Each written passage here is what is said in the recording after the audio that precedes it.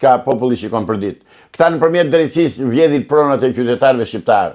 Ndryshojnë dokumentat në hipotek, për një pronë bëjnë 20 gen plane. I kam provuar dhe unë i kam aty, po duash zotërisë të t'i tregoj 2 gen plane, të 2 nga e njëjta zyrë kanë dalë. Origjinali dalë që në 2001 dhe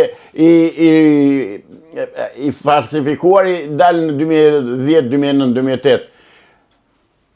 Kjo gjeta tek zyrat e Bashkisë Tiranës tek Torre Drini. Pra këta vjedhin në zotëri. Ne na vjedh qeveria jonë, ne na vjedhin banditët që kemi vënë në pushtet, banditët që i paguajmë për të na vjedhur pronat.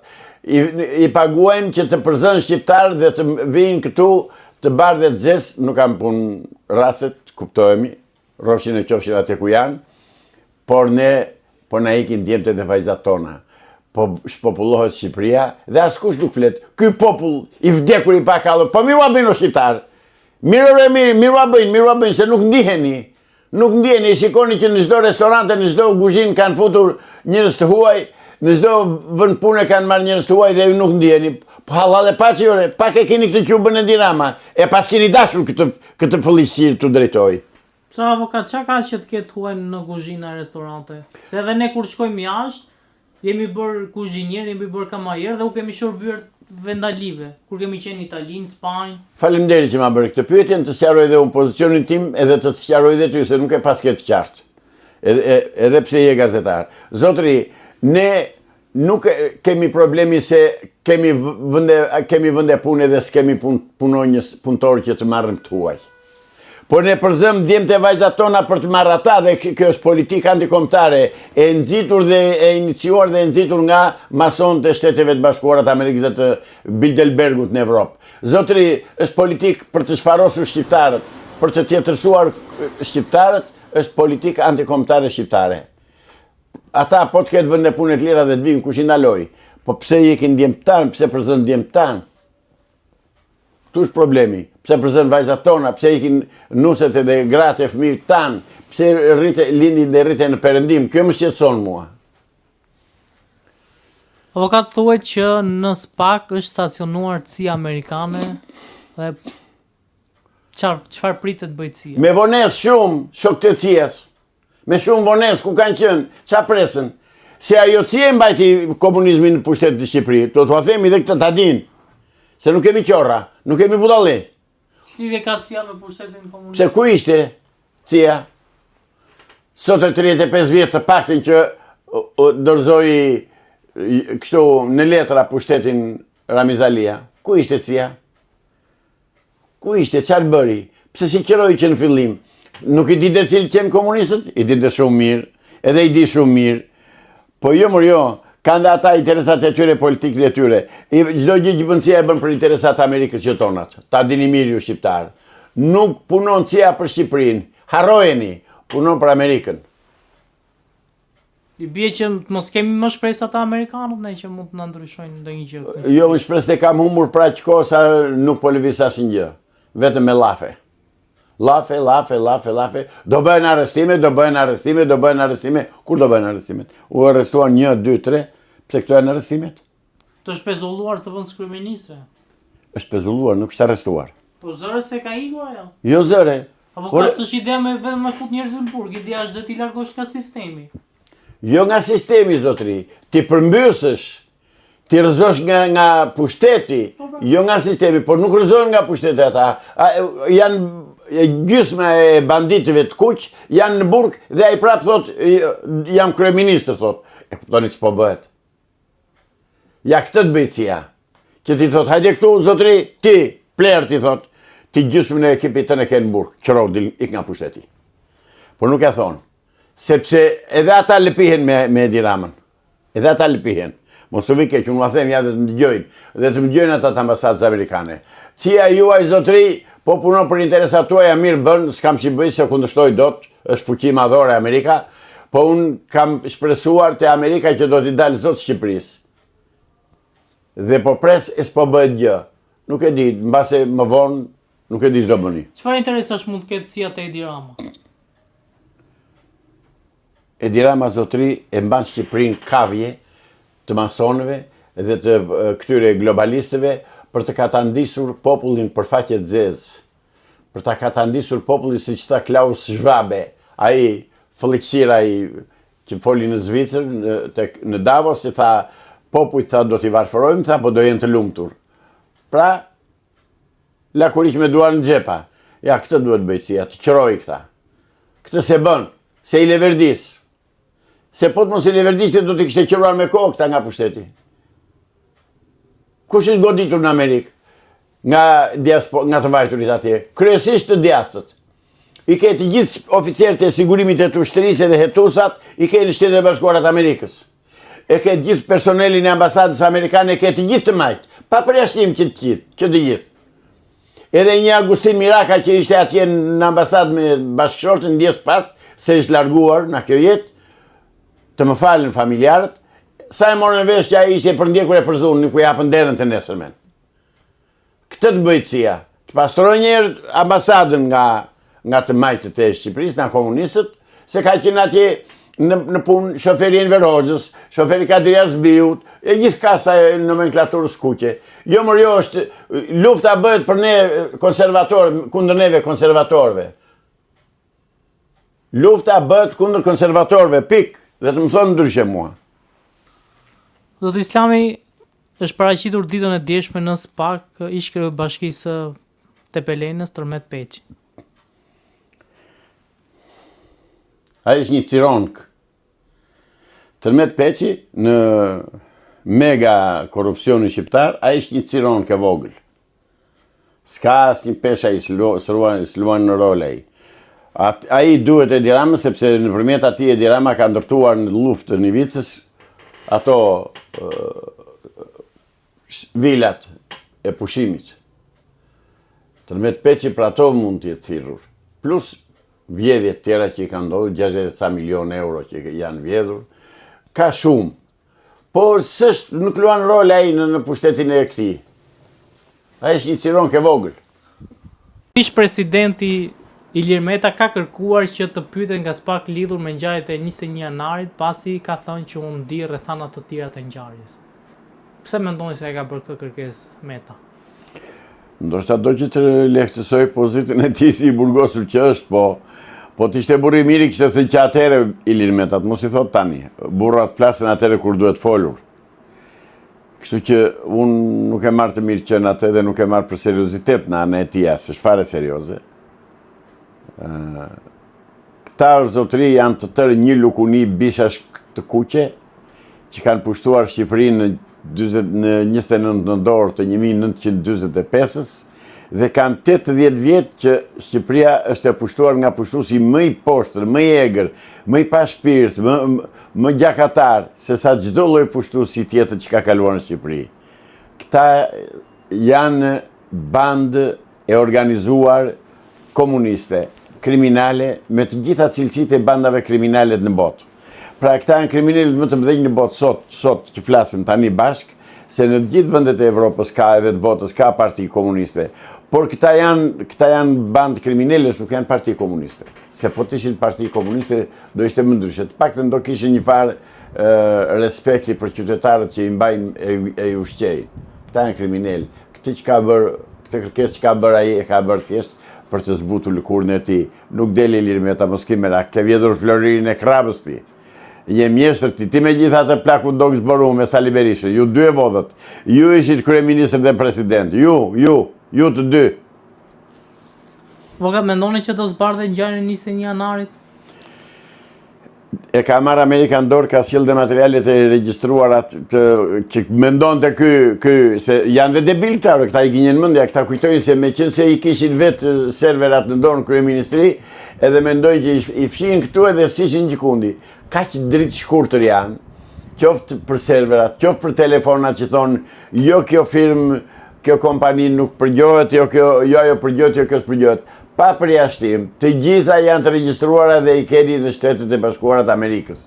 Dhe ato kanë ardhur, dhe ata do japin llogari për 21 janarin, për gjithçka që kanë bërë, për vrasjet kriminale që bëri Sali Berisha në 21 janar. Dhe tani drejtësin e për kanë shkop, se i ka ardhur atje ku s'man më, i ka ardhur, do të hyjë huri atje ku hyjnë.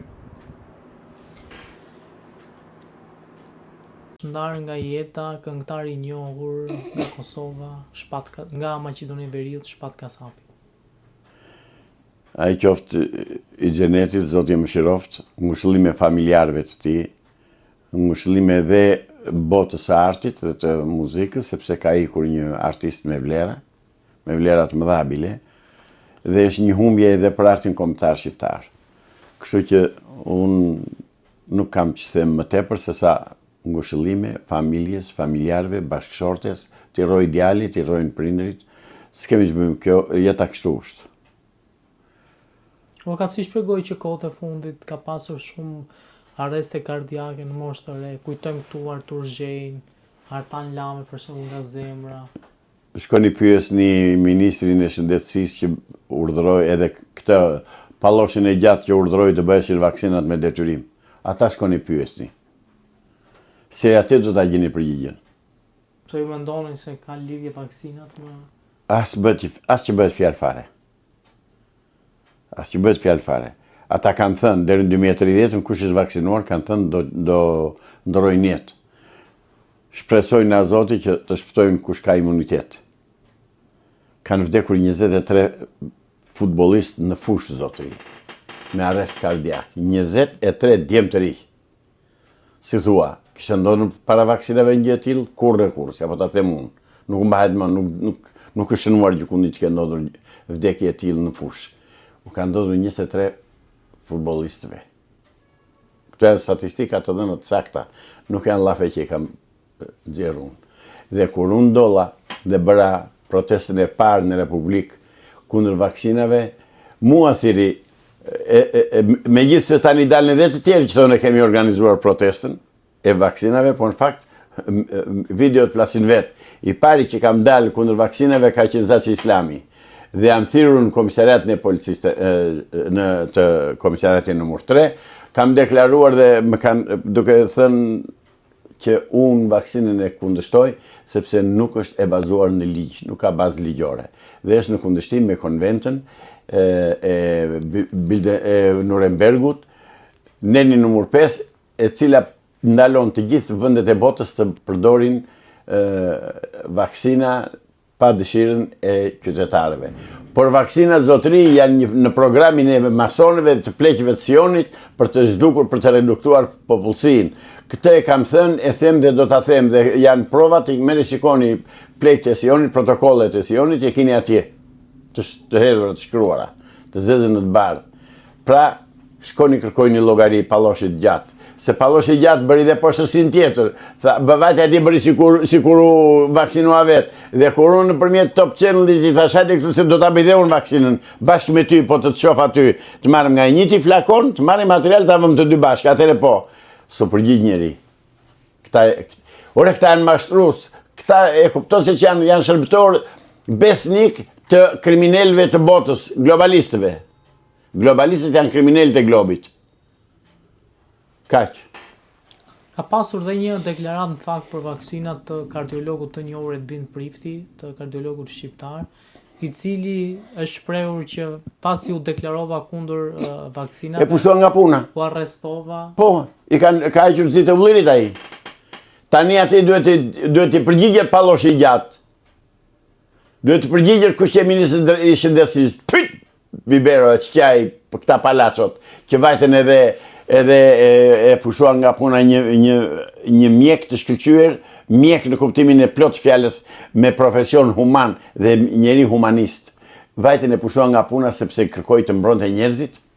Pse s'më gjobitën mua? Më gjobitën kur vajten në komisariat 3, më thanë do gjobitesh 100.000 lekë për këtë që ke bërë. Ndoj një tjetër nuk vajtin në komisariat të gjobitej, nga këta që dalën sot dhe thonë ne kemi organizuar vaksinat. Atë në vaksin, jo zotëri, nuk e kanë iniciuar ata, e ka iniciuar ky burr këtu. Dhe kur mbas 3 muaj që e kuptuan se ç'kishte ndodhur, më thirrën prapë ata oficerët e komisariatit e drejtorisë Tiranës dhe duke qeshur morën grisën atë fletë e qopës që kishin bërë 100.000 lekë dhe më thanë tani na thuaj ku bazohesh e ti për këtë që ke thënë? Ua tregova, urdhoni thash, lexoni protokollet e Sionit dhe i keni atje. Më pas s'ka ku shkojnë më. Kështu që ka përgjegjësia i Biberua, po aty ja dha zoti i madh se e paralizoi me sa di unë, është paralizuar Pullum Piperua si e ka ai. Por ministri i shëndetësisë së kohës nuk dha llogari. Duhet jap llogari. Sepse detyruan popullin të fuste në trup helmin. Helmin. Ky pallosh i gjatë nxori autoblindat me 12.7 në qati për të vrarë atë Covidin. Ore, këto turpe që ka ndodhur në Shqipëri nuk kanë anë udhë. Si ore nxjerrë autoblindat i, pse i nxori? Për të thënë njerëzve shpejt. Zaçi Islami nuk pyeti fare. Xhiro në Tiranë, vean për lokale pija kafe në aty ku mdon të qefi mua, të shkretët ata bufetierët kishin frikë se mos i shikonte njëri, unë thosha ç'keni ju e kam unë përgjegjësi, po gjobit të ty do ta paguaj unë gjobën. Unë dia ku mbështetesha dhe palloshi i gjatë e ditën e mirë ku mbështetesha unë. E kuptove? Dhe ministri i shëndetësisë e dinte shumë mirë. Po janë kriminal. Janë sadistë, janë vrasës të kombit të popullit tyre. Këta na qeverisin. Fakt edhe Alfred Cako ka qenë kundër vaksinimit. Ka qenë atë ditë që bëm protestin, Alfredi ka qenë atje, po nuk e preku njëri. Me mua u morën. Ishte edhe Ira... Si ka kjo basketbolistja, volejbolistja. Se s'm kujtohet mbi emri deri që tani. Ishte edhe Ira atje. Madje nëse u kujtohet Irën, u bë skandal me Irën ditën e nesërme sepse e morën rrëshqanthi e futën në ambulancë. Ira Kurti. Rrëshqanthi, domethënë shtazërisht e rrëmbyen policët një femër. Çfarë bëri? Se tha jam kundër vaksinës. Pra, kjo është situata e vaksinave, kështu ishte. Pamjet filmike flasën vetë, do të t'i dërgoj, t'i shfaqësh. Avokat, çfarë pasojë la Covidi? Qindra dhe mijëra vdekje. Midis atyre që kanë vdekur dhe im vëlla, dhe djali xhaxhait tim, se talleshin me mua, thoshin, je i çmendur ti, thoshin, që thua mos bëni vaksinat, vete kundër gjithë shkencës botërore. Unë thasha mosni. Dhe im vëlla, dhe djali xhaxhait tim, dhe të tjerë që kanë bërë vaksinat, ikën. Të parët ikën ata që kishin probleme shëndetësore, kush që me tension, kush që me Parkinson, kush që me diabet, ata u qëruan. Tani vjen rada e këtyre që kanë qenë më të shëndetshëm dhe i kanë rezistuar. Çfarë ishte në fakt Covidi? Covidi ishte një mashtrim, ishte një injekcion vrasës për të reduktuar popullsinë, në kuadrin e globalizmit për reduktimin e popullsisë botës.